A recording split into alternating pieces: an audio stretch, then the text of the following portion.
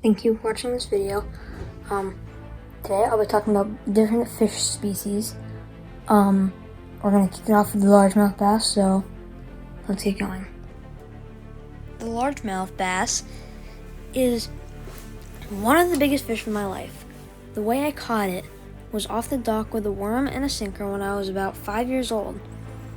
And it did not come up like a log, just so you're aware. It was fighting crazy, and Daddy caught one the day that this video was made.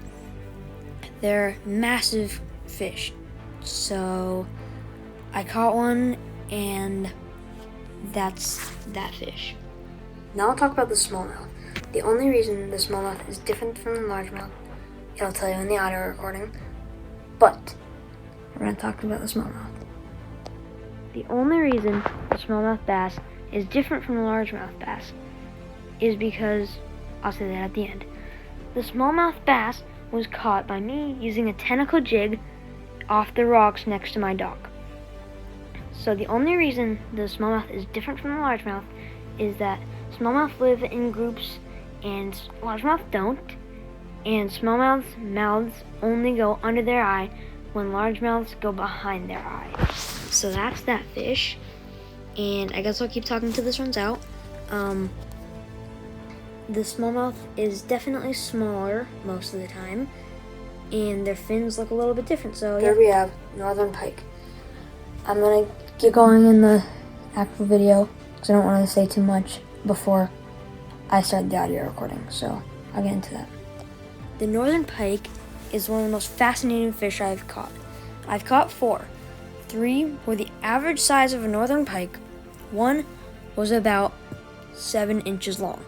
I know that is not even close to average, but it's all I could catch.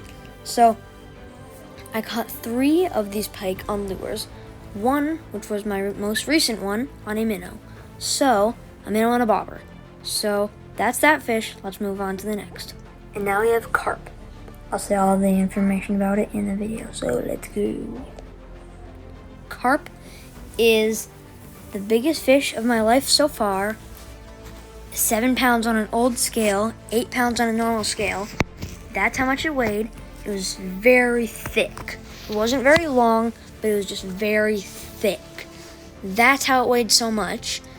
The carp it has tiny whiskers on its nose and a very small mouth, and to this day is still the biggest fish in my life. And last but not least, definitely not least, probably most, bowfin.